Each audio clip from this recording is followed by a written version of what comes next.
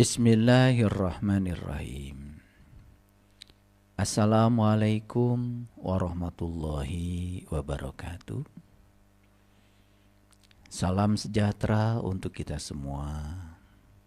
Om Swastiastu, Namo Buddhaya, salam kebajikan, Sampurasun. Rahayu Sagung Dumadi. Semoga seluruh makhluk hidup di semesta ini, baik yang kelihatan maupun yang tidak kelihatan, di setiap ruang dan waktu, di semua tingkatan, senantiasa hidup berbahagia. Semoga kita semua sudah bisa mencapai kesadaran ulas asih. Karena di kesadaran itulah kita akan memiliki getaran yang kuat. Sehingga kemanapun kita pergi, kita akan dirindukan oleh semua makhluk. Kehadiran kita dimanapun akan menjadi sumber keberkahan, sumber sukacita, sumber kenyamanan, sumber keamanan. Bersyukur hari ini kita bisa melanjutkan proses belajar di ruang kesadaran. Oleh karena itu, mari kita sampaikan penghormatan yang setinggi-tingginya kepada Sang Hidup yang telah memberikan izin kepada kita untuk meneruskan proses belajar. Kita puji Dia bersama-sama membaca hamdalah. Alhamdulillahi Rabbil Alamin. Kita mohon ridho dan berkahnya. Semoga kita selalu dibimbing untuk menuju cahayanya. Sehingga kita bisa terus bertransformasi menuju kepada cahaya yang terang benderang. Karena kita yakin di ujung terowongan selalu ada cahaya. Sekalipun kita sedang berada dalam kegelapan, kalau kita yakin bahwa di ujung terowongan ada terang, maka kita akan terus berjalan menuju ke sana. Oleh karenanya mari kita sapa asma Allah dengan kelembutan dan cinta, seraya membaca basmalah. Bismillahirrahmanirrahim. Para sahabatku, realitas itu terbentuk oleh dua tataran dunia. Ada yang disebut dengan tataran materi, ada yang disebut dengan tataran energi. Rahasia semesta ini terus terungkap oleh penemuan-penemuan dari orang-orang yang memiliki kekuatan positif dalam dirinya. Karena alam semesta ini menyimpan rahasia tanpa batas. Karena memang sang pemilik semesta yang meliputi alam raya ini tanpa batas. Penemuan demi penemuan terus membawa manusia melakukan proses evolusi. Sehingga evolusi bukan sekedar evolusi fisik, tapi juga evolusi kesadaran. Dan siapapun yang tidak ikut berevolusi bersama semesta, maka dia akan ketinggalan kereta. Dia akan mengalami berbagai penderitaan dalam kehidupannya, karena dia tidak ikut menari bersama tarian semesta. Kita lihat contoh yang sederhana. Dulu kita mengenal yang namanya fisika Newtonian. Saat itu manusia baru berbicara dalam 3 dimensi. Dimensi ruang, ditambah satu lagi, namanya dimensi waktu. Tapi kemudian, seiring dengan evolusi kesadaran, manusia mulai memasuki dimensi kelima. Sehingga dimensi ruang, dimensi waktu, dan kemelekatan pada ruang dan waktu terlampaui. Sehingga masuklah dimensi yang kelima. Bahkan sekarang, para ilmuwan sudah mencapai lompatan yang lebih tinggi lagi, memasuki dimensi yang ke-11. Tentu saja saya tidak akan berbicara terlalu jauh, karena kita akan meneruskan proses belajar bagaimana caranya untuk meraih kehidupan yang menakjubkan, bagian selanjutnya dari kajian kita yang sebelumnya. Para sahabat, para fisikawan telah menemukan 2 temuan rumus besar.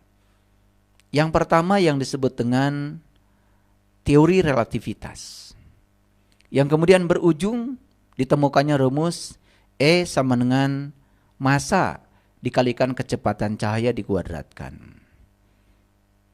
Kemudian yang kedua, di tataran energi, para fisikawan telah menemukan rumus yang sangat dahsyat, yaitu energi sama dengan sebuah konstanta alam yang disebut dengan konstanta Planck dikalikan frekuensi. Dan dua temuan ini telah merubah peradaban. Nanti akan saya tuliskan kedua rumus ini, dan ini hanya sebagai sebuah prolog saja. Oleh karena itu, siapapun yang bisa memadukan dua tataran ini, tataran materi dan tataran energi, untuk membangun sebuah realitas, maka realitas itu terbentuk oleh karena kehadiran dua tataran ini. Apa yang harus kita lakukan di tataran materi dan apa yang harus kita lakukan di tataran energi, itu yang kemudian akan membentuk realitas. Barangkali inilah topik kita, lanjutan dari hidup yang menakjubkan bagian pertama, dan kita akan mencoba membukakan rahasianya sedikit demi sedikit, sehingga para sahabat bisa mudah mengimplementasikan temuan-temuan yang luar biasa dari orang-orang yang memiliki kreativitas yang tinggi ini, sehingga memberikan dampak dan manfaat yang besar untuk kehidupan kita. Mari kita kembali kepada kajian kita yang sebelumnya.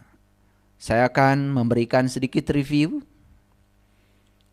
Di alam semesta ini ada yang namanya hukum tarik-menarik.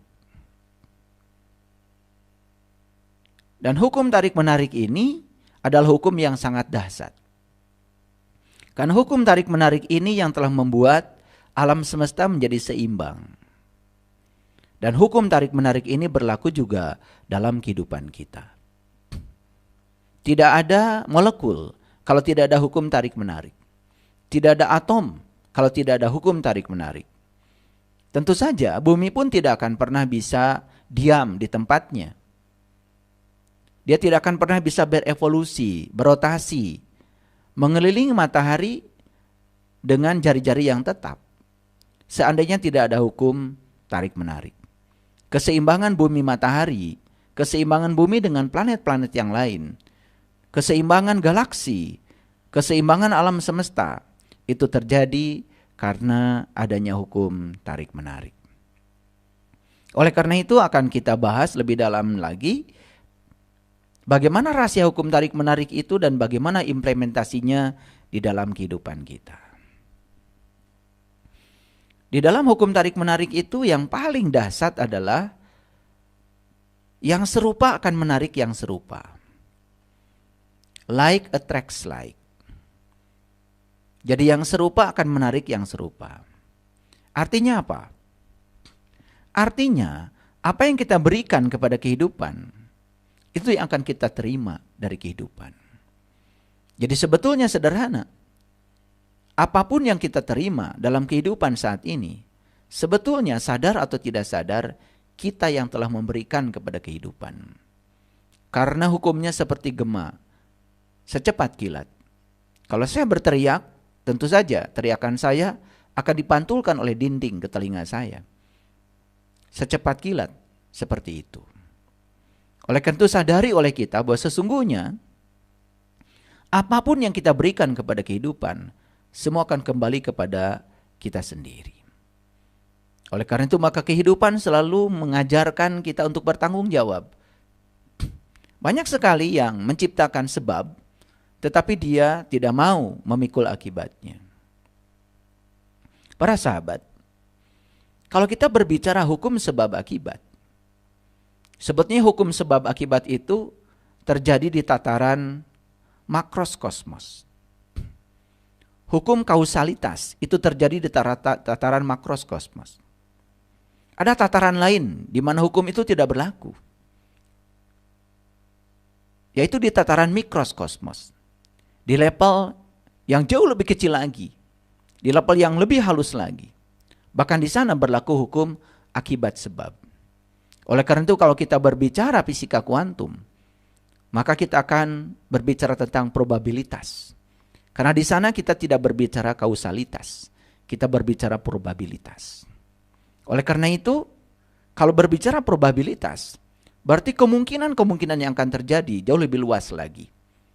Dan itu semua tergantung dari perspektif kita untuk memandang itu. Oleh karena itu, pikiran yang menyempit itu harus diperluas, sehingga probabilitas bisa berlaku. Kemungkinan-kemungkinan yang terjadi bisa lebih luas lagi. Itulah dasarnya ilmu pengetahuan. Dasarnya para ilmuwan yang telah menemukan rahasia semesta. Bahkan ketika teori relativitas itu berlawanan dengan mekanika kuantum, maka kemudian para ilmuwan mencari koherensinya. Dan kemudian ditemukanlah yang disebut dengan teori superstring. Superstring itu menganggap bahwa sesungguhnya alam semesta ini terbentuk dari unit-unit energi kecil yang disebut dengan string. String itu ya semacam pegas. Jadi superstring itu menceritakan tentang unit-unit energi terkecil yang digambarkan seperti karet gelang. Karet gelang yang melingkar itu bisa dibentuk menjadi apa saja. Seperti itu kira-kira, dan tergantung pada tingkat frekuensi. Oleh karena itu maka ya, tingkat kesadaran seseorang itu membangun unit energi terkecil. Dan itu yang akan membangun realitas. Apalagi kalau kita berbicara sedalam itu, maka sesungguhnya kita bisa melihat betapa fisika dengan metafisika itu semakin ketemu nilai simetrinya.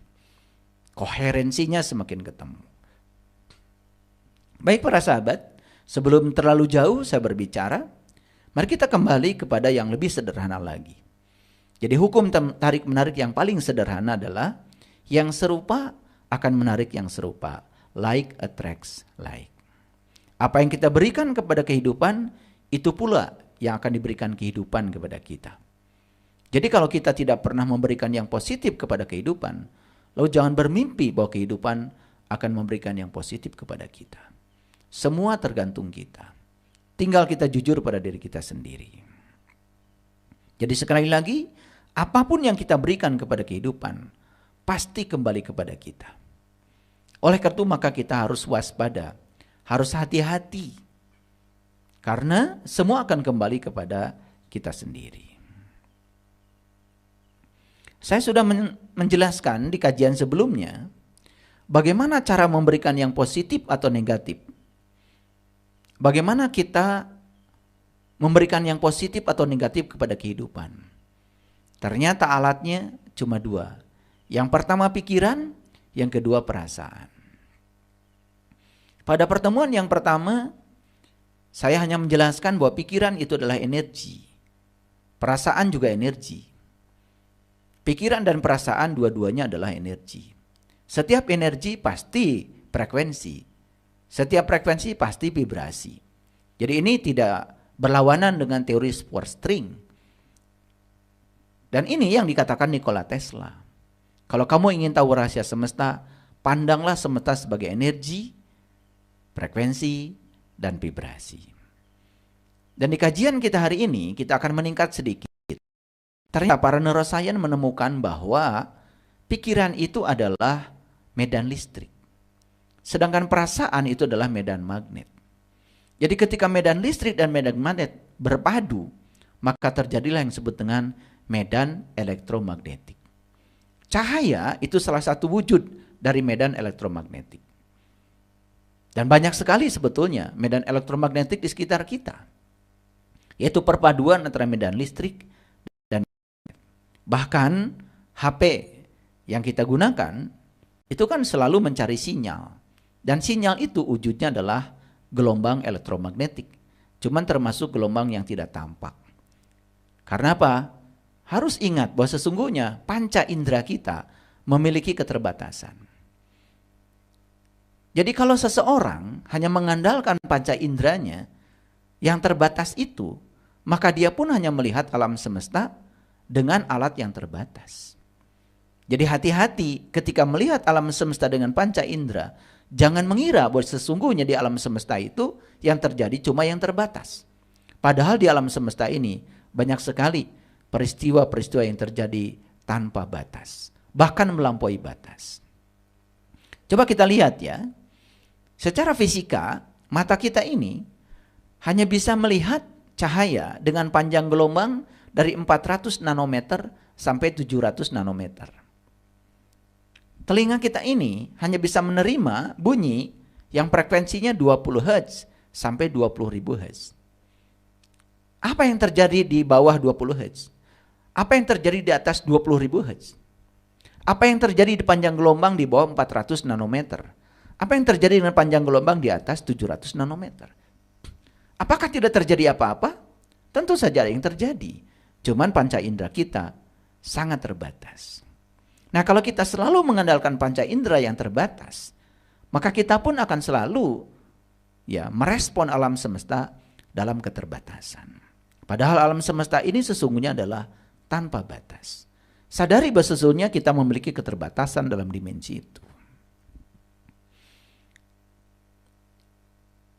Jadi saya sudah mengatakan di kajian sebelumnya, kalau kita punya kendaraan, itu ibarat pikiran. Dan kendaraan kita tidak akan bisa berfungsi kalau kendaraan kita tidak memiliki bahan bakar. Dan bahan bakarnya itulah yang disebut dengan perasaan.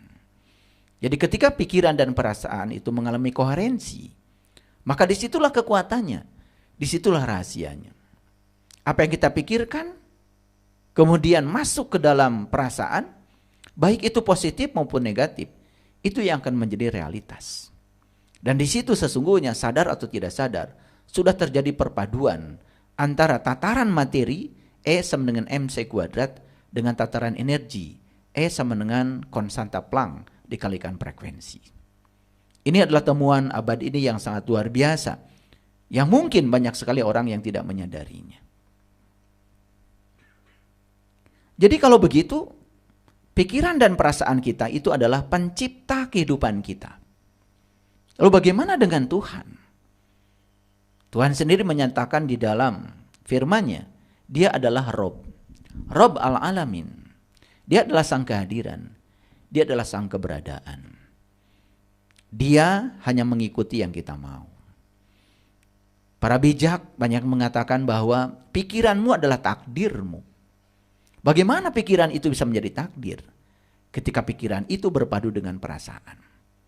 Oleh karena itu maka perasaan itu memiliki dua fungsi. Yang pertama fungsinya adalah untuk mendeteksi apa yang sedang terjadi di ruang cipta. Karena yang sedang terjadi di ruang cipta, ketika proses penciptaan positif, maka perasaan menjadi positif. Ketika di ruang cipta ada proses penciptaan yang negatif, maka perasaan menjadi negatif. Itu fungsi perasaan yang pertama adalah mengontrol apa yang sedang terjadi dalam pikiran. Karena kalau dibiarkan pikiran terus mencipta, maka itu dalam proses repetisi bisa menjadi realitas. Yang kedua, perasaan itu bisa menjadi semacam amplifier. Dia mengalihkan kekuatan energi di pikiran menjadi lebih dahsyat lagi. Dan ketika diamplifikasi oleh perasaan, maka itu sangat luar biasa. Itu akan menjadi sangat cepat untuk menjadi realitas. Para sahabat, itulah kira-kira review dari kajian kita yang pertama. Saya sudah memasukkan sedikit demi sedikit proses evolusinya, sehingga kita bisa menjadi lebih dalam lagi proses pemahamannya. Saya senang sekali dengan satu kata bijak yang sering kita dengar. Kata-katanya seperti ini. Berilah dan kamu akan diberi. Berilah dan kamu akan diberi. Karena ukuran yang kamu pakai untuk mengukur akan diukurkan kepada kamu. Ini kata-kata bijak sangat luar biasa dan perlu diulang untuk memahaminya. Berilah dan kamu akan diberi. Karena ukuran yang kamu pakai untuk mengukur akan diukurkan kepada kamu. Nah, barangkali kita pernah dengar ada kata-kata di dalam kitab suci bahwa kita ini akan mendapatkan sesuatu yang tidak kita sangka. Nah, kapan kita akan mendapatkan sesuatu yang tidak disangka? Kalau saat kita berbuat tidak menyangka. Contoh sederhananya begini.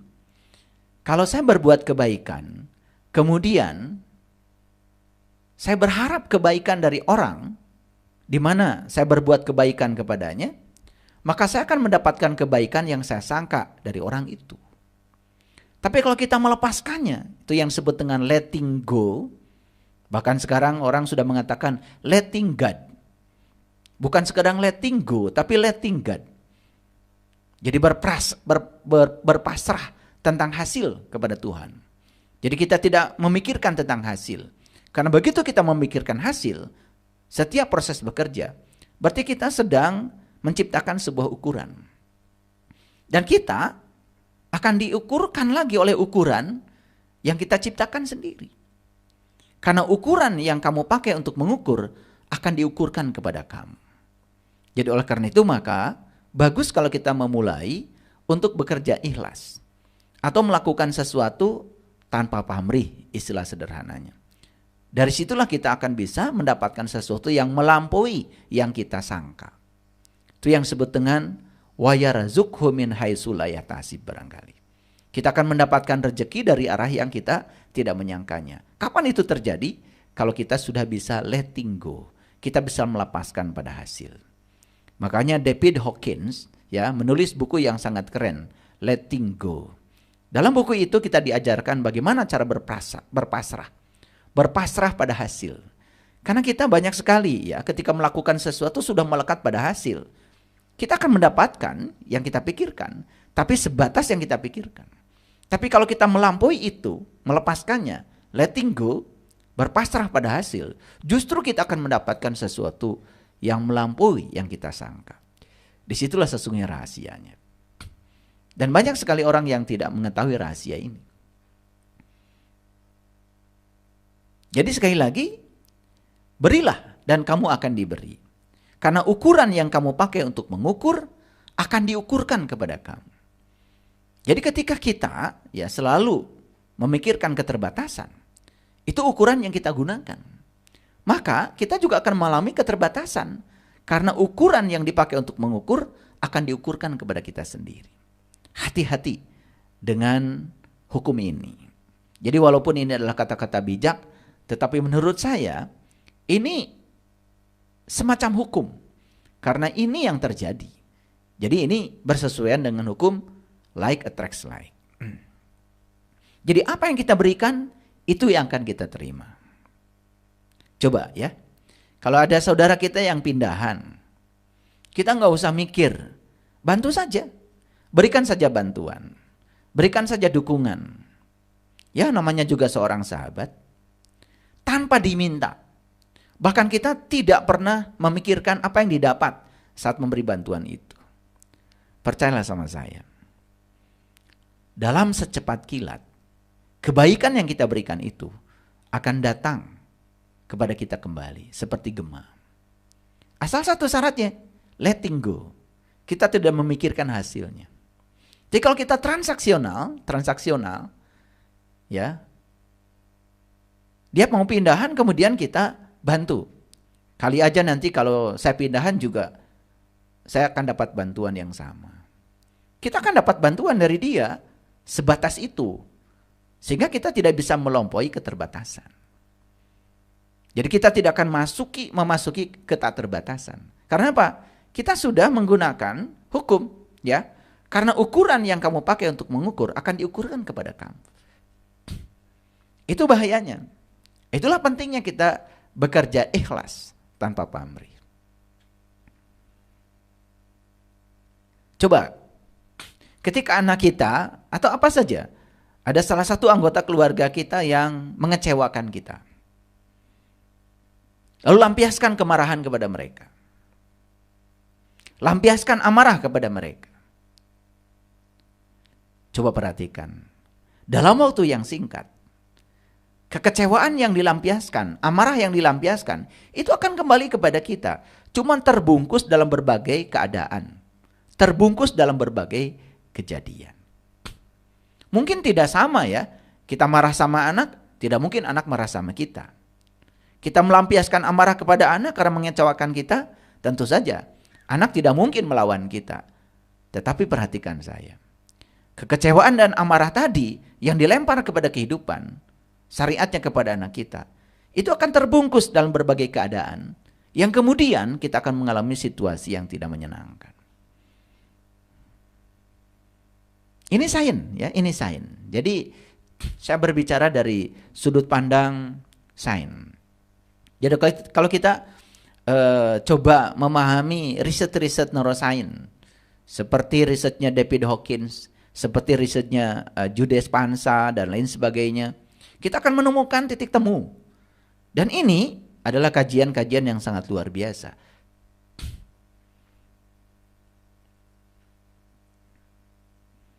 Saya coba ingin menyelidiki ya, ingin meneliti. Kenapa sih ya David Hawkins itu kok bisa ya membuat skala emosi sampai dalam bentuk angka-angka yang kuantitatif. Yang sebelumnya kan sangat kualitatif, sulit ya untuk mendefinisikan emosi. Misalkan kalau orang berani itu kok diberi nama skala 200 gitu. Kalau orang sudah sampai pada tingkatan pencerahan dikasih skala 700 ke atas gitu. Kenapa bisa kuantitatif? Ternyata risetnya sangat sederhana. Yang beliau lakukan adalah menggunakan konsep modulus Young. Jadi kalau di fisika tuh modulus Young tuh modulus elastis ya. Di mana modulus Young itu perbandingan antara stress and strain. Jadi sebetulnya yang diukur itu adalah kekakuan otot. Jadi ternyata ya tingkat emosi yang dicapai seseorang itu berhubungan dengan tingkat kekakuan ototnya. Jadi bayangkan ya, kalau orang yang stres terus ya segala dipikirkan, mungkin ototnya mengalami kekakuan yang luar biasa. Sehingga otot yang kaku wajar saja, dia akan menjadi asam, pH-nya menjadi turun, ya kan? Gitu. Ketika pH-nya sangat rendah, itu sangat berbahaya dan itu bisa memicu berbagai macam penyakit termasuk kanker, tumor dan lain sebagainya. Jadi bisa dipastikan ya, orang-orang yang memiliki penyakit itu ada kaitan dengan skala emosinya. Dan itu sebetulnya sains ya, itu sains. Itu gampang sekali untuk dijelaskan. Jadi sekali lagi pikiran dan perasaan itu adalah penciptanya. Lalu bagaimana peran semesta? Bagaimana peran Allah? Allah itu kan sudah mengatakan, aku bergantung sangkaan kamu. Ya aku bergantung kamu. Bahkan di dalam salah satu firman Allah dalam kitab suci, Allah menyatakan yahdillahu linurihi mayyasha. Aku akan menunjukkan kepada cahayaku siapa yang aku kehendaki.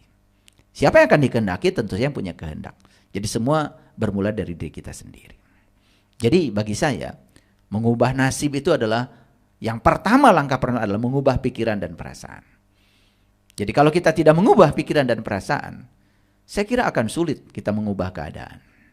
Apalagi dikaitkan dengan tadi ya, temuan fisika modern saat ini, bahwa realitas terbentuk oleh dua tataran, tataran materi dan tataran energi. Nanti mungkin saya jelaskan ya, rumus-rumusnya di akhir pertemuan kita. Ini masih prolog dulu ya, supaya pengertiannya lebih dalam. Contoh yang sederhana misalkan, jika kita berpikir dan sekaligus merasa, nah ini sudah disatukan ya, berpikir dan merasa, berarti kita sedang memancarkan gelombang elektromagnetik. Karena dari pikiran itu medan listriknya, dari perasaan itu medan magnetnya, itu berpadu. Karena sudah terjadi koherensi. Nah, jika kita berpikir dan merasa, misalnya, aku akan mengalami hari yang berat dan tertekan hari ini. Dan itu kita produksi pikiran dan perasaan itu saat kita bangun tidur. Maka dapat dipastikan kita akan menarik orang-orang, keadaan, kejadian yang membuat kita berat dan tertekan. Jadi hukum tarik-menarik di sini berlaku. Kenapa kita tidak bangun pagi dengan penuh rasa syukur ya? Seperti burung. Burung saja bahagia menjadi burung. Dan burung ketika bangun pagi, walaupun di sarangnya tidak punya beras, di sarangnya tidak punya apa-apa, dia tetap bernyanyi. Kita beras ada, ya, rumah ada, pakaian cukup, ya. Tapi saat bangun tidur, kemudian kita pikiran dan perasaan sedang menciptakan sesuatu. Misalnya, aku akan mengalami hari yang berat dan tertekan hari ini. Dan itu, ya, kita akan bertemu dengan orang, keadaan, kejadian yang membuat kita menjadi berat dan tertekan. Makanya awalilah sebetulnya bangun pagi itu dengan penuh sukacita dan rasa syukur. Ya, karena kita akan menarik sesuatu yang sama, ya, sehari itu. Jika kita berpikir dan merasa misalnya hidup ini sangat menyenangkan, maka kita akan menarik orang-orang, keadaan, kejadian yang membuat kehidupan kita benar-benar menyenangkan. Hukum tarik-menarik tidak pernah bohong.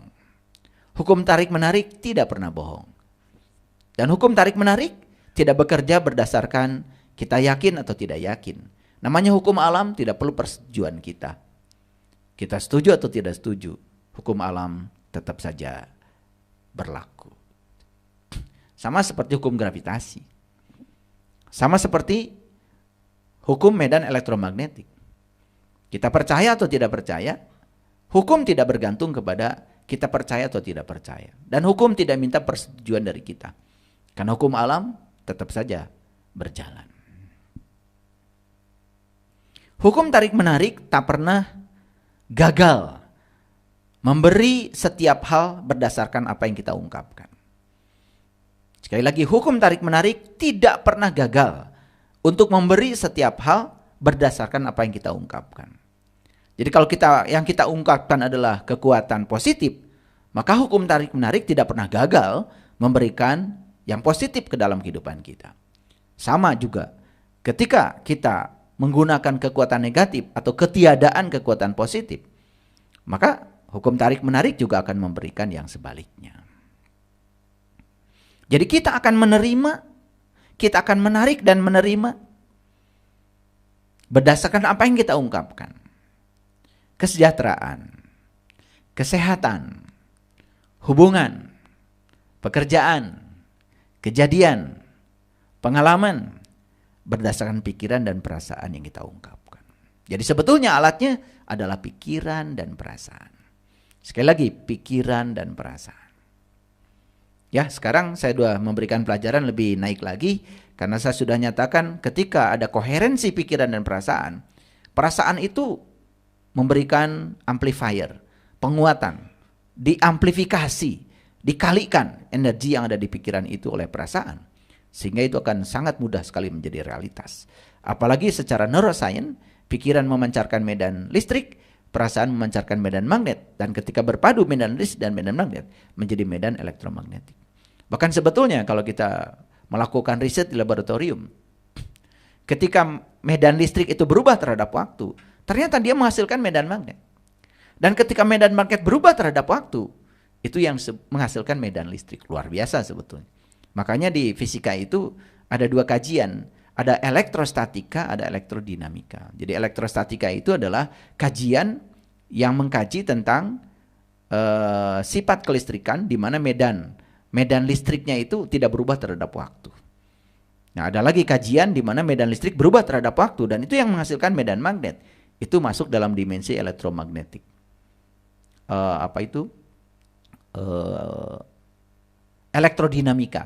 Elektrodinamika. Jadi ala elektrostatika ada elektrodinamika. Nah, kalau kita belajar itu luar biasa.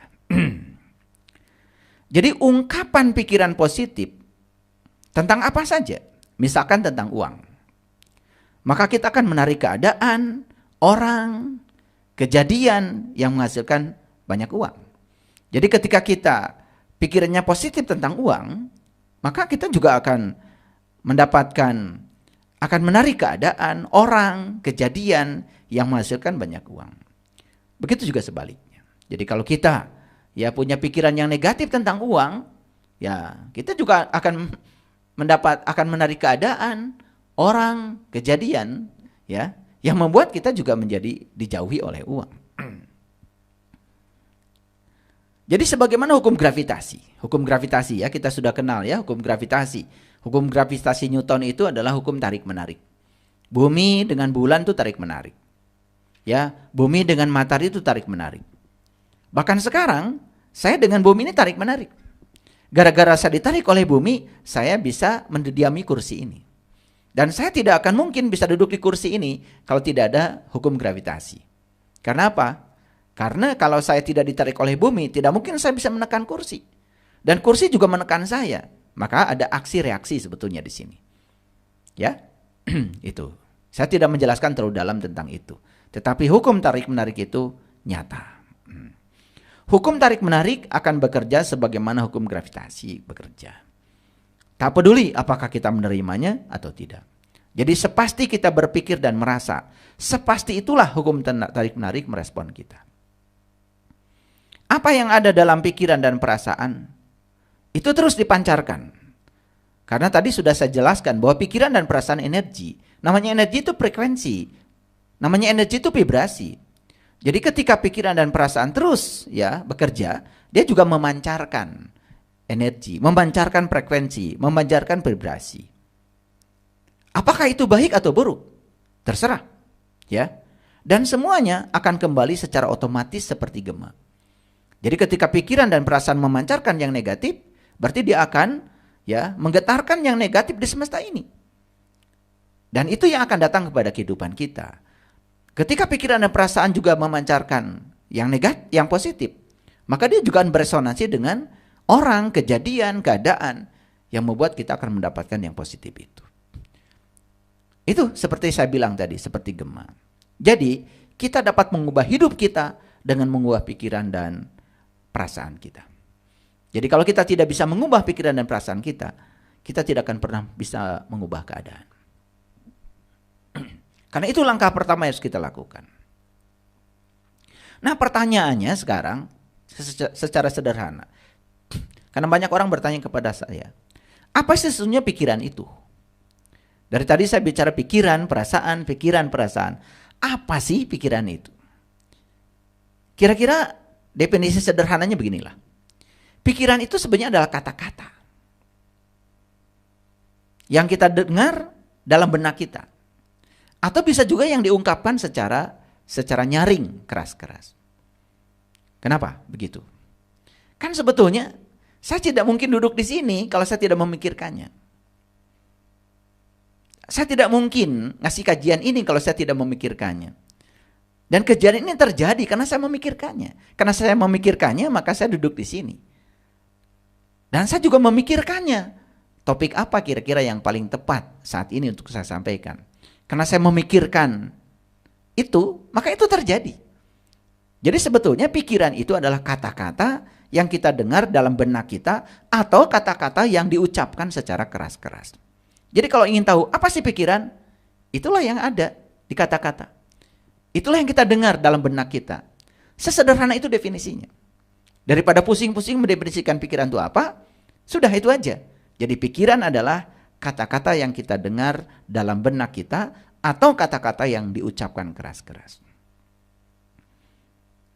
Jadi sebetulnya kita kan bisa mendengar ya kata-kata itu. Sekarang kita sedang memikirkan apa, kan kita bisa dengar dalam benak kita. Atau apa yang dipikirkan kan akan muncul sebagai kata-kata. Kalau sudah muncul sebagai kata-kata, lebih jelas lagi. Jadi kata-kata itu adalah apa yang ada dalam pikiran. Karena tidak mungkin kan seseorang bisa melakukan apapun atau mengatakan apapun tanpa ada tugas dari pikiran. Nggak mungkin. Itu nggak mungkin. Ya, oke, ya. Ngerti ya? Jadi pikiran adalah kata-kata yang kita dengar dalam benak atau kata-kata yang kita dengar secara keras-keras. Karena kalau sudah jadi kata-kata yang keras pun itu kan produk pikiran.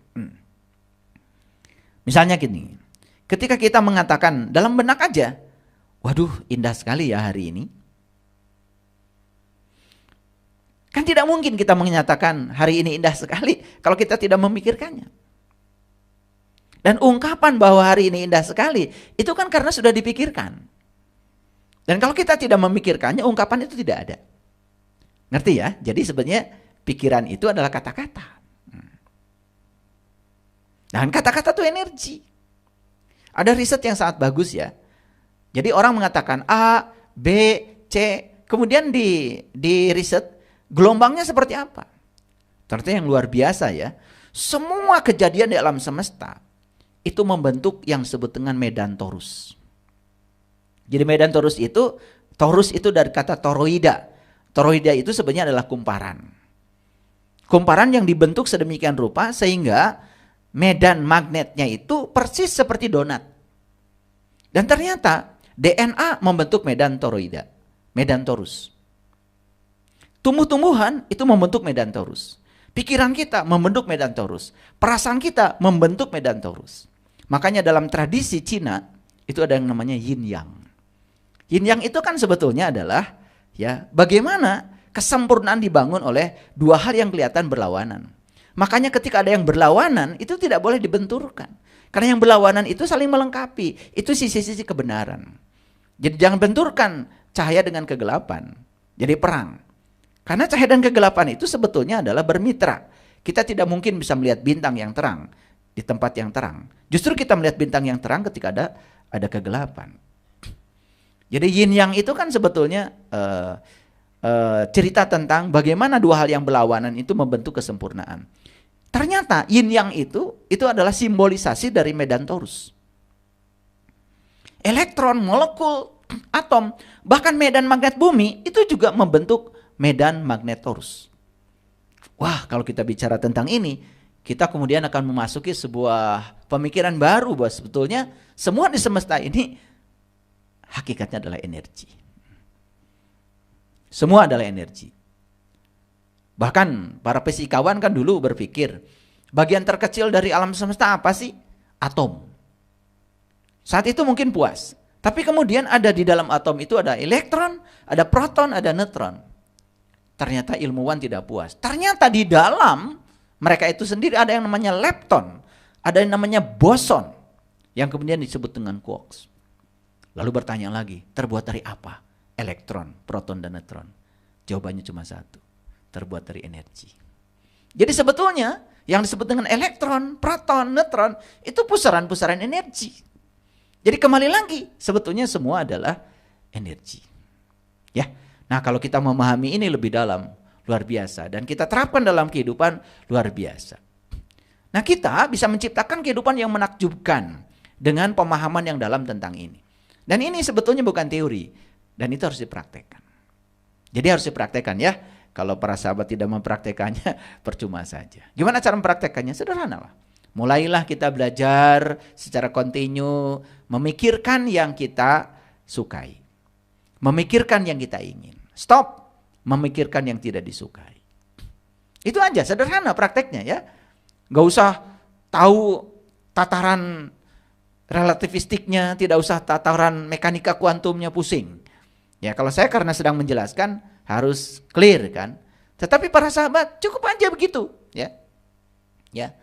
Saya sudah menjelaskan di kajian yang pertama apa yang disebut dengan pikiran positif. Pikiran positif adalah pikiran yang di dalamnya hanya terdapat yang diinginkan dengan yang disukai. Itu aja. Dan pikiran negatif berarti yang di dalamnya terdapat yang tidak diinginkan, yang tidak disukai. Jujur ya, pernah nggak kita menginginkan yang tidak kita sukai? Pasti tidak pernah kan? Tidak pernah kan? Karena tidak mungkin berlawanan. Masa kita menginginkan yang tidak disukai? Tidak ada yang menginginkan kegagalan. Tidak ada kan? Tidak ada. Semua kita menginginkan yang kita sukai. Cuman sayang sekali kita menginginkan yang disukai, tapi yang dipikirkan selalu yang tidak disukai. Kita tidak suka macet, tapi senang sekali dan berapi-api ketika cerita macet.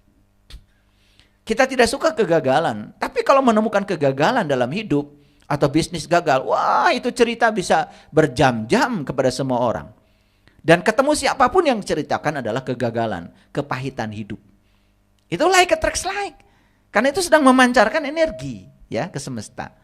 Nah, itu yang tidak disadari. Ya. Baik, kita teruskan ya. Jadi ketika kita mengatakan, aduh indah sekali hari ini. Kan sebetulnya itu adalah pikiran. Pikiran yang sudah dilihat dalam bentuk kata-kata. Jadi semakin jelas bahwa pikiran itu adalah kata-kata. Saya coba membuat penjelasan yang sesederhana mungkin.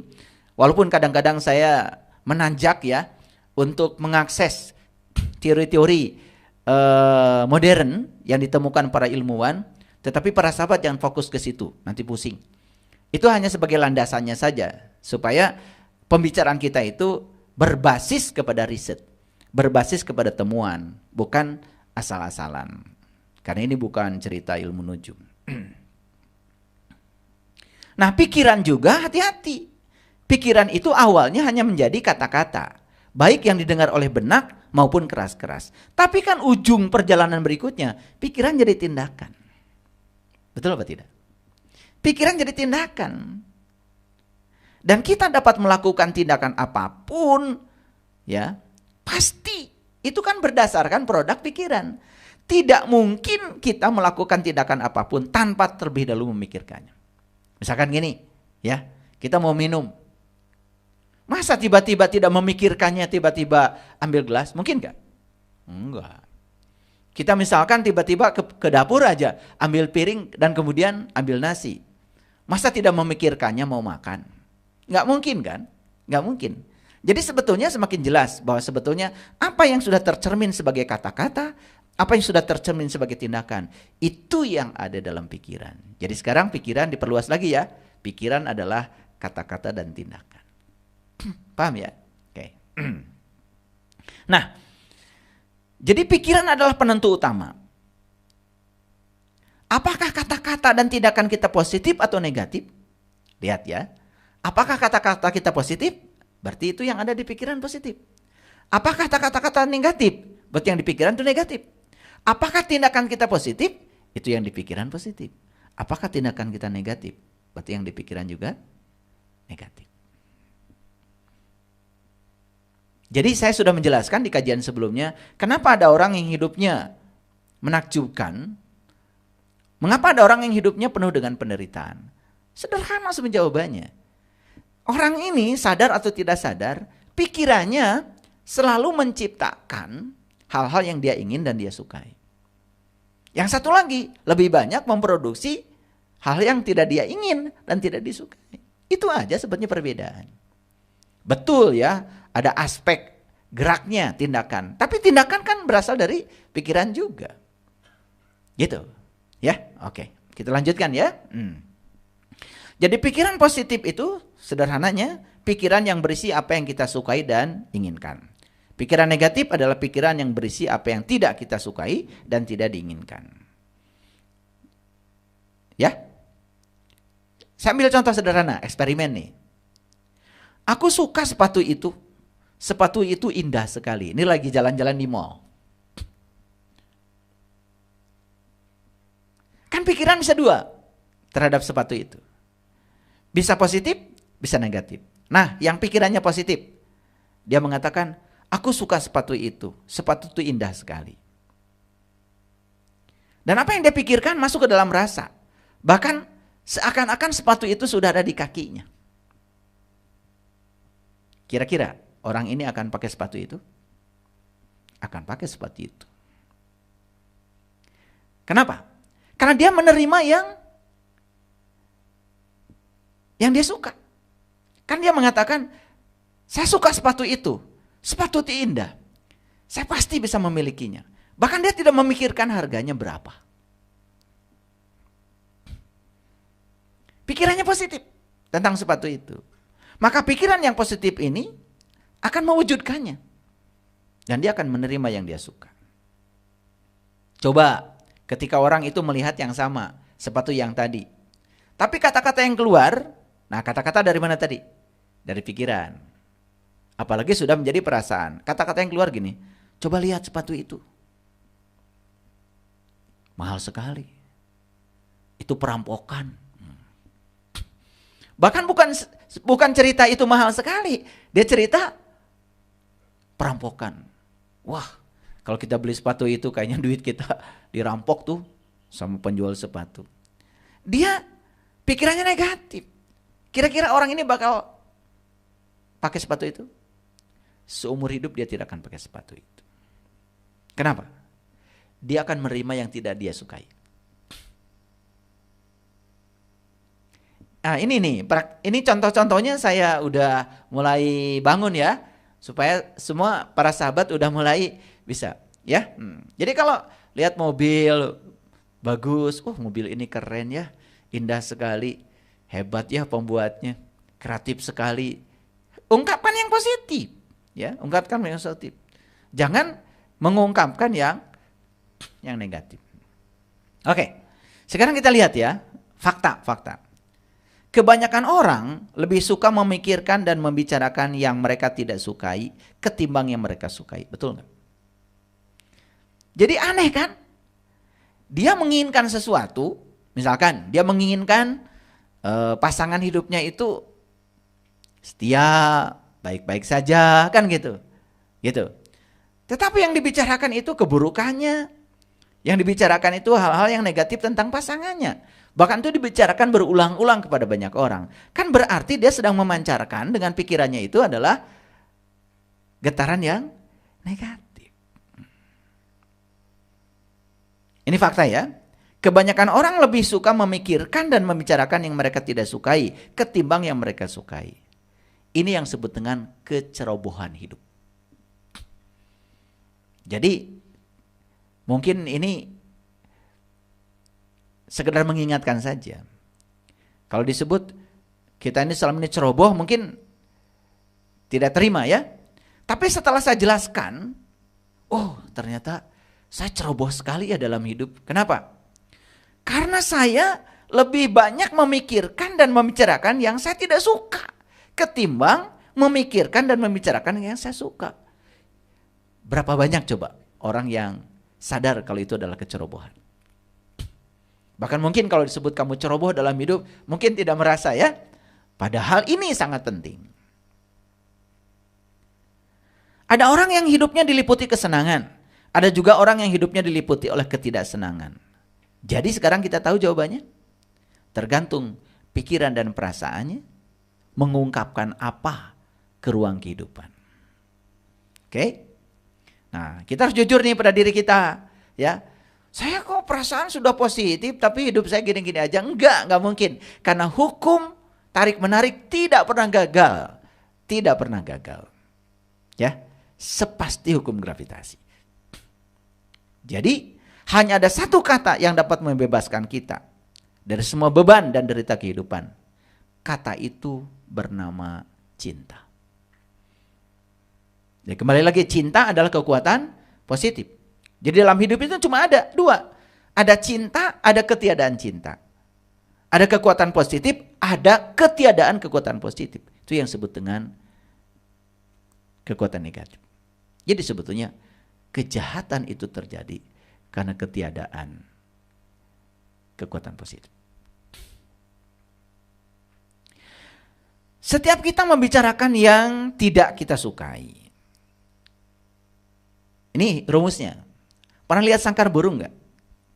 Sangkar burung. Maaf ya, saya nulis sedikit aja di sini. Sangkar burung. Kalau bikin sangkar burung kan gini. Satu sangkar. Kan gitu. Betul nggak? Baru dua kan gitu. Tiga kan gitu. 4 gitu. 5, 6, 7 dan seterusnya. Kan gitu. Kesini ya 8. Nah, gitu kan? Tuh. Bikin sangkar kan gini.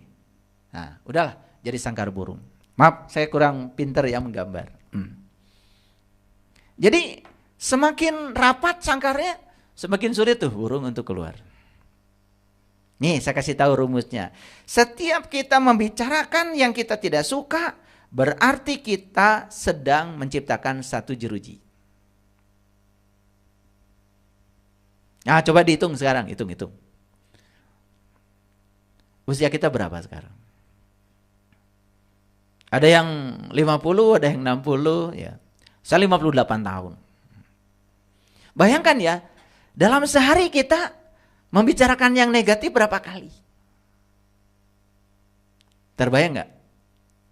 Dalam sehari. Sekarang dalam 58 tahun kita membicarakan yang negatif berapa kali? Ingat, yang negatif yang kita bicarakan kan sumbernya pikiran.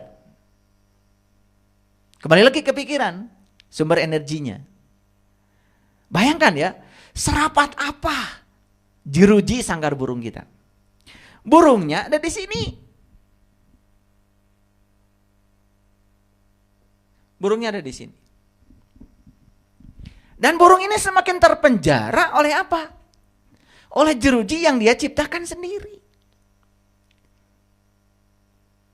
Maaf. Sehingga kita melihat sekarang banyak orang yang dipenjara oleh penderitaan dan kesulitan. Dipenjara oleh kesulitan uang, dipenjara oleh kesulitan pekerjaan, dipenjara oleh kesulitan hubungan, dipenjara oleh kesulitan kesehatan. Tidak terasa ya? Waduh, kalau kita bayangkan sekarang, jeruji saya sebanyak apa ya? Bahkan mungkin sudah tidak ada lubang-lubangnya, saking rapat jerujinya. Sehingga kita ini sudah terpenjara oleh jeruji yang kita ciptakan sendiri. Jadi, tugas kita apa kira-kira sekarang? Lepas? Bukan. Tugas kita adalah mematahkan jeruji ini satu persatu.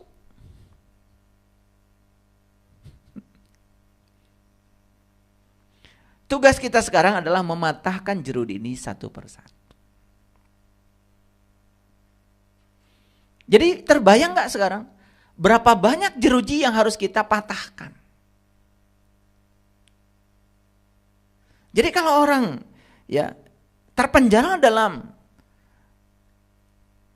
kemiskinan, terpenjara dalam kesulitan, dan itu bahayanya pikiran dan perasaan itu seperti ini.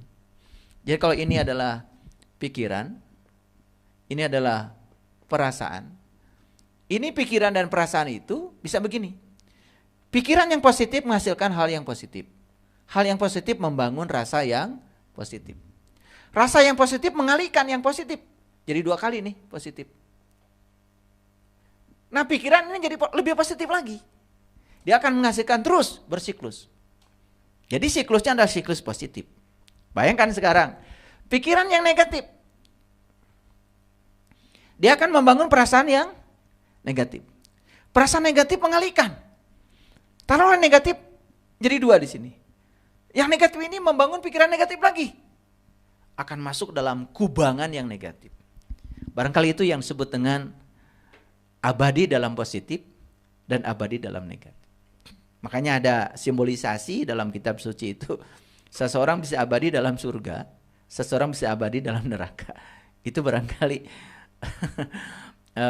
maksud ayat itu begitu mungkin ya. Jadi tugas kita apa? Mematahkan jeruji. Nah, saya mengambil ada satu kata bijak yang sangat saya kagumi. Dan kamu akan mengetahui kebenaran, dan kebenaran itu yang akan memerdekakan kamu. Jadi kita harus tahu kebenaran. Dan ciri kebenaran itu memerdekakan. Jadi kalau kita mengklaim kebenaran, tapi malah memenjara kita dalam penjara kemelekatan, jelas itu bukan kebenaran. Karena kebenaran itu cirinya memerdekakan. Jadi kalau orang belajar kebenaran, dan dia sudah menemukan kebenaran, cirinya itu dia merdeka. Dan ciri orang merdeka, satu, dia berhasil menjadi dirinya sendiri. Dan ciri orang yang tidak merdeka juga satu, dia berhasil menjadi orang lain. Dan orang yang menjadi orang lain, dia akan menjadi berubah dengan apa kata orang tentang dirinya. Jadi baperan, tersinggungan, ya. Tidak damai ketika dicaci orang lain. Biarkan saja. Orang mencaci kita kan dia mencaci dirinya sendiri. Tidak ada urusan dengan kita. Menjadi urusan dengan kita kalau kita mengizinkannya.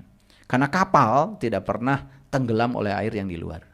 Kapal itu selalu tenggelam oleh air yang diizinkan masuk ke dalam. Walaupun sedikit yang diizinkan masuk. Tapi kalau diizinkan terus-menerus kan lama-kelamaan banyak juga dalam kapal. Itu yang membuat pengapungnya di dalam kapal hilang. Karena pengapung dalam kapal itu adalah udara. Sedangkan air itu kan penenggelam. Ya, oke. Baik, saya coba buat resume dulu sebelum saya masuk pada kajian sainsnya yang lebih dalam. Cinta itu tidak lemah. Kalau lemah, ketiadaan cinta.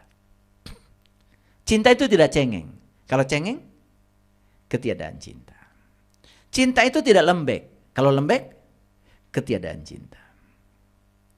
Cinta adalah kekuatan positif dalam hidup. Sumber segala hal yang positif dan menyenangkan. Jadi sederhana kan rumusnya. Kalau hidup ingin menyenangkan, gunakan kekuatan positif yang diberikan semesta kepada kita. yang bernama cinta. Apapun yang kita inginkan untuk menjadi, lakukan, dan miliki, itu berasal dari cinta. Jadi kalau kita sudah kehilangan, tidak mau jadi apa-apa, tidak mau melakukan apa-apa, bahkan tidak ada keinginan untuk memiliki apapun, berarti ada ketiadaan. Kita sedang mengalami ketiadaan cinta. Ada nggak orang yang tidak mau jadi apa-apa? Awas ya, jangan menyalahartikan. Puncaknya spiritual itu tidak memiliki apa-apa, tidak tahu apa-apa, ya, tidak bisa apa-apa dan bukan siapa-siapa. Jangan disalahartikan itu. Kita menjadi apa-apa dulu, tetapi tidak merasa sebagai apa-apa. Kita menjadi siapa dulu, tetapi setelah menjadi tidak merasa sebagai siapa. Kalau kita tidak menjadi siapa, merasa bukan siapa, gak usah belajar. Saya tidak punya apa-apa kok, dan saya tidak merasa punya apa-apa, ya udah gak usah belajar. Yang harus belajar itu yang punyanya banyak, tetapi merasa tidak punya apa-apa. Yang harus belajar itu yang ilmunya banyak, tetapi tidak merasa bisa apa-apa. Yang bukan siapa-siapa itu status sosialnya tinggi, tetapi dia tidak merasa sebagai siapa-siapa. Capek dulu, baru kita lepaskan. Nah, jangan salah artikan. Karena ketika kita sudah kehilangan keinginan untuk menjadi, tidak ada gairah untuk melakukan, bahkan untuk memiliki sesuatu saja yang paling sederhana lah. Memiliki baju bagus saja sudah tidak miliki. Kan kita tidak akan pernah pakai baju bagus. Berarti itu sudah kehilangan kekuatan positif. Ya, orang kaya tetapi tidak merasa kaya. Nah itu yang harus, yang bagus. Bukan tidak kaya tapi merasa tidak kaya. Nggak usah belajar. Nggak punya apa-apa kok. Saya nggak sombong kok. Karena saya tidak punya apa-apa. Maka saya tidak merasa punya apa-apa. Lah ya memang kamu nggak punya apa-apa. Makanya tidak merasa punya apa-apa. Yang hebat itu yang merasa tidak punya apa-apa. Walaupun dia punya apa-apa. Jadi jangan salah belajar spiritual. Karena banyak yang belajar spiritual, udahlah pasrah saja. Makanya saya tidak menemukan ya definisi pasrah yang tepat. Kecuali di bukunya Letting Go. Di situ diajarkan bagaimana cara berpasrah. Di pasrah itu bukan menyerah pada keadaan. Bukan, justru mengubah keadaan. Menerima keadaan dan mengubahnya. Karena orang itu baru bisa mengubah sesuatu kalau dia tahu kelemahan dirinya. Orang yang tidak tahu kelemahan diri tidak akan pernah mengubah apapun. Jadi sekarang pertanyaannya adalah, coba setiap hari, setiap saat, kita mau memilih apa? Mau memilih mencintai dan memanfaatkan kekuatan positif atau tidak? Dan itu yang menentukan nasib kita. Kita mau memilih apa? Kira-kira memilih apa? Oke. Baik, sekarang kita masuk pada konsep saintifiknya. Dunia terus berevolusi, setuju ya? Dan evolusi bukan hanya evolusi fisik. Jadi jangan dikira loh, di belahan ruang yang lain sekarang ini mungkin saja sedang tercipta planet baru, sedang tercipta bintang baru. Cuman kita tidak menyaksikannya karena begitu luasnya alam semesta ini. Tetapi para ilmuwan yang menggunakan alat ya, teropong yang canggih, yang bisa menyaksikan di jarak berapa ribu tahun cahaya, berapa juta tahun cahaya, walaupun jauh, dia bisa deteksi kejadian itu. Mereka selalu melaporkan bahwa sebetulnya di dunia, di belahan bumi yang lain, di belahan bumi semesta, di belahan semesta yang lain itu sekarang mungkin saja sedang terjadi proses. Dan semua itu proses itu adalah menuju dari keadaan keseimbangan menuju keseimbangan baru. Selalu begitu kan, longsor itu cuma peristiwa di mana tanah sedang menuju keseimbangan baru. Itu aja. Karena di tempat yang lama dia tidak nyaman kan gitu. Karena airnya banyak ya udah ngegelusur ke bawah juga diem. Kan sebenarnya sesederhana itu ya. Makanya alam semesta itu sebenarnya selalu berelaksasi dari satu keseimbangan pada keseimbangan baru. Oke. Kalau kita berbicara tataran materi, tataran partikel, yang namanya partikel itu kan bisa dipisahkan. Tapi kalau kita berbicara dalam tataran energi, semuanya menjadi terhubung. Semua ilmuwan sepakat sekarang mengatakan bahwa energi adalah komunikasi. Energi adalah informasi. Betul ya? Coba. Kita lagi diam seperti ini. Tiba-tiba ada orang kirim WA isinya video. Video informasi bukan? Siapa yang membawa video itu ke sini? Energi kan? Gelombang elektromagnetik. Ya kan? Saat kita kirim pesan, kita merekam video kemudian dikirim, kan kemudian video itu ditangkap oleh apa itu? BTS. Di mana BTS terdekat dan oleh BTS dikirim kan ke jarak yang memungkinkan bisa dijangkau. Yang membawa ini siapa? Energi kan? Tapi isinya apa? Kan komunikasi. Isinya adalah informasi. Sehingga dengan adanya energi kita bisa komunikasi. Jadi sebetulnya kita bisa komunikasi dengan siapapun dong. Kalau kita bisa memasuki tataran energi.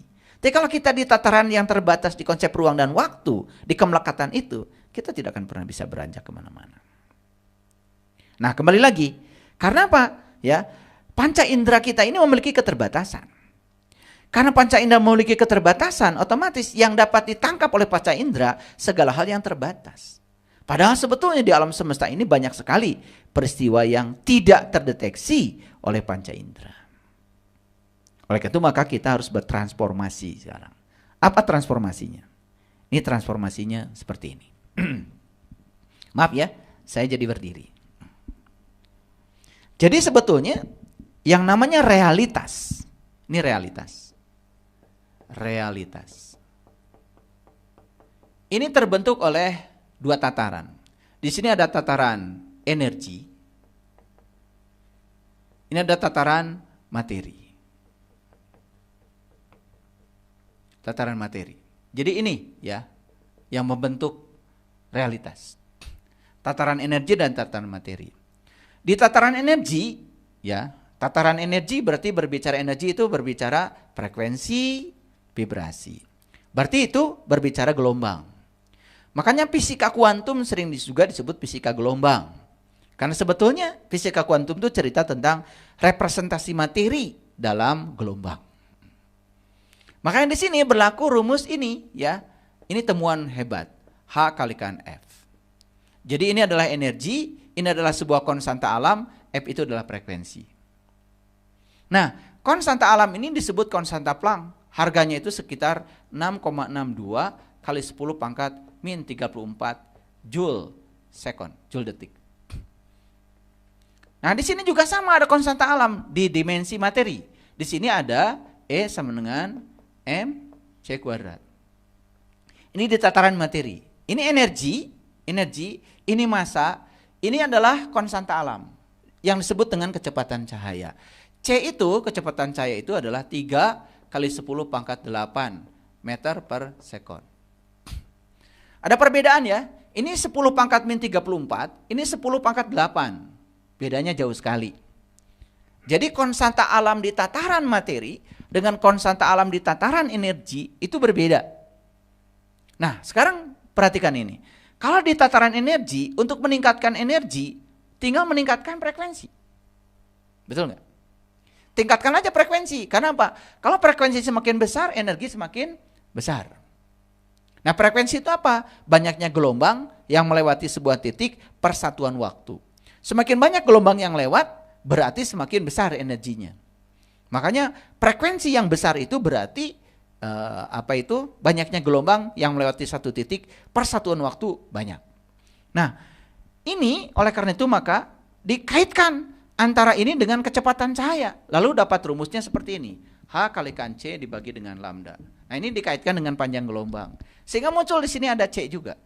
Kecepatan cahaya. Padahal itu di tataran energi. Nah, jadi kalau kita ingin meningkatkan energi, nih, kalau energinya besar, maka terbentuknya materi itu semakin besar. Dengan kekuatan energi yang besar, maka terbentuknya materi itu semakin besar. Tetapi kan tidak mungkin meningkatkan massa. Massa itu adalah ukuran kemalasan suatu benda terhadap suatu gerakan. Oleh karena itu maka kita harus bisa meningkatkan konstanta alam. C. Jadi kita harus melampaui kecepatan cahaya. Nah, dalam risetnya David Hawkins itu kan ada skala yang seperti ini. Gitu. Diibaratkan seperti kerucut seperti ini. Jadi kalau orang yang kesadarannya meningkat ke atas, itu semakin luas perspektifnya. Nah, di sini yang paling dasar itu adalah kesadaran materi. Di kesadaran materi di sini, ya, di mana orang masih melekat dalam konsep ruang dan waktu. Jadi masih dalam 4 dimensi. Berarti kita masuk ke dalam dimensi kelima. Melampaui kesadaran tentang ruang dan waktu. Kalau ruang itu pasti 3 dimensi kan? Kalau ruang kan begini, ruang itu seperti ini, ya. Ini, ya. X, Y, Z. Ruang itu 3 dimensi. Dimensi keempatnya waktu. Nah, kita harus masuk dimensi kelima. Membebaskan diri dari kemelekatan pada ruang dan waktu. Itulah yang memasuki kekosongan. Itu yang disebut dengan memasuki kesadaran murni. Nah, disitulah sebenarnya kita akan menemukan segala ketakterbatasan. Jadi luar biasa ya, kalau kita mau jujur tentang ini. Oke, nah, lalu ini harus dilampaui, masuk pada tataran baru yang disebut dengan force. Makanya kan David Hawkins membuat buku judulnya Power versus Force. Nah, force itu sebetulnya frekuensi rendah. Tetapi frekuensi rendah ini harus dilampaui. Bayangkan ya, kemelekatan pada materi itu di bawah force. Nah, di atas force ada yang namanya power. Nah, ini yang disebut dengan kekuatan positif. Power itu kan daya. Daya itu banyaknya energi yang mengalir persatuan waktu. Di atas ini ada yang disebut dengan welas asih. Welas asih. Nah, disinilah sebetulnya kita bisa melampaui konstanta alam yang namanya kecepatan cahaya. Melampaui kecepatan cahaya. Nah, melampaui kecepatan cahaya berarti masuk cahaya di atas cahaya. Ini dalam bahasa Quran disebut nur ala nurin. Cahaya di atas cahaya. Nah, ternyata ya, David Hawkins dan Joe Dispenza mengatakan bahwa untuk bisa melampaui kecepatan cahaya harus memasuki kesadaran welas asih. Di situ sudah tidak ada lagi penghakiman, tidak terjebak oleh benar salah, tidak terjebak oleh baik buruk, tidak ada lagi polaritas, tidak lagi dualitas, yang adalah satu kesatuan, unity. Baru masuk pada dimensi yang berikutnya adalah keterhubungan. Nah, keterhubungan hanya terjadi dalam dimensi energi. Nah, orang yang sudah mencapai dimensi ini merasa semuanya terhubung, gitu. Bahkan dengan pohon terhubung, dengan alam terhubung, dengan binatang terhubung, sehingga dia tidak mungkin menyakiti pihak lain. Karena merasa bahwa sebetulnya, ya Tuhan itu meliputi saya dan meliputi Anda, gitu. Jadi tidak mungkin terjebak untuk memasuki ilusi keterpisahan. Nah, di atas ini ya ada yang sebutnya kesadaran murni. Begitu masuk kesadaran murni itu udah masuk dalam kekosongan. Itu namanya suwung. Seperti itu kira-kira. Jadi sebetulnya realitas ini terbentuk oleh kekuatan energi dan kekuatan materi. Nah, pikiran energi, perasaan energi. Jadi kalau kita ingin menciptakan realitas, mulainya dari sini. Maka di sini perkuat frekuensinya. Nah, memperkuat frekuensi berarti meningkatkan kesadaran. Lagi-lagi kesadaran. Makanya Nabi Muhammad juga bertemu dengan Allah itu di puncak kesadarannya. Nah, di puncak kesadaran itu makanya dalam tradisi agama lain orang mencapai yang namanya atma. Itu masuk dalam sebuah titik kosong. Itu yang disebut dengan keadaan kuantum, kekosongan. Gitu. Masuk ke sumber asalnya. Karena ternyata semua yang di dalam semesta ini kan semuanya adalah energi. Nah, pernah dengar ada konsep lubang hitam, black hole. Dan ternyata black hole ini terbentuk itu paralel dengan white hole, lubang putih. Jadi itu yang disebut dengan dunia paralel. Karena saat terbentuknya lubang hitam, terbentuk juga lubang putih. Nah ternyata lubang hitam itu kan simbolisasi dari alam makro yang ada dalam alam mikro. Sebetulnya diri kita ini lubang hitam. Coba kita perhatikan. Bukankah semua informasi dan energi setiap hari itu kan mengepung kita? Dan masuk ke sini kan? Kan lubang hitam itu melahap semua energi yang ada di sekitarnya. Kan lubang hitam melahap. Betul nggak? Dilahap itu semua, bintang mati dilahap, semua dilahap. Mungkin akan terjadi masa yang sangat masif, dan suatu saat mungkin akan terjadi Big Bang. Ledakan besar. Jadi ledakan besar itulah realitas. Jadi realitas bisa dibangun oleh lubang hitam. Tergantung bagaimana cara kita mengolah semua kepungan energi yang masuk ke dalam lubang hitam ini. Jadi sebenarnya diri kita juga lubang hitam. Makanya pikiran itu kalau dilihat dimensi medannya, itu medan torus. Dan ternyata lubang hitam waktu terbentuk juga membentuk medan torus. Jadi sebetulnya lubang hitam itu ada dalam diri kita. Dan secara tidak sadar setiap hari kita melahap energi. Betul? Coba. Tergantung yang kita lahap apa. Ada yang melahap energi kebencian, ada yang melahap energi ulas asih, ada yang melahap energi penghakiman, ada yang melahap energi dendam. Luar biasa. Kok berani ya dirinya melahap energi-energi yang semacam itu. Dan semua energi yang dilahap itu akan diproses dan akan menjadi realitas. Nah, realitas yang terbentuk terserah. Apakah realitas yang memiliki frekuensi tinggi, menyenangkan, atau realitas yang memiliki frekuensi rendah, atau tidak menyenangkan. Ini kuliah kita yang kedua, tentang hidup yang menakjubkan, bagian kedua. Jadi harusnya kalau kita sadar dengan ini, kita bisa mencipta hidup yang menakjubkan, hidup yang keren. Oleh karena itu, maka hidup yang menakjubkan adalah ketika kita bisa sudah memaafkan masa lalu dan kemudian juga tidak terlalu ambisi terhadap masa depan. Hadir di sini saat ini sekarang. Kembali lagi, present moment. Itu kesadaran saat ini yang akan membuat kita selalu bahagia. Para sahabat, ini kuliah kita yang kedua. Setelah memahami ini semua, cobalah kita mulai mencipta kehidupan kita mau seperti apa. Harusnya hidup kita menakjubkan. Jangan cuman ada momen-momen kecil di akhir pekan yang kita harapkan hidup kita menakjubkan, membahagiakan. Setelah kita lalui pun, kehidupan kita biasa-biasa saja. Bahkan kalau kita bangun pagi, kita merasa bosan dengan kehidupan, pasti ada yang salah dengan kehidupan kita. Tapi kalau kita bangun pagi setiap pagi, kita merasa ada energi baru, kekuatan baru yang mendorong kita, semangat baru untuk menciptakan kehidupan yang baru. Berarti hidup kita sudah pada jalur yang benar. Sampai bertemu di pertemuan yang ketiga. Terima kasih. Assalamualaikum warahmatullahi wabarakatuh.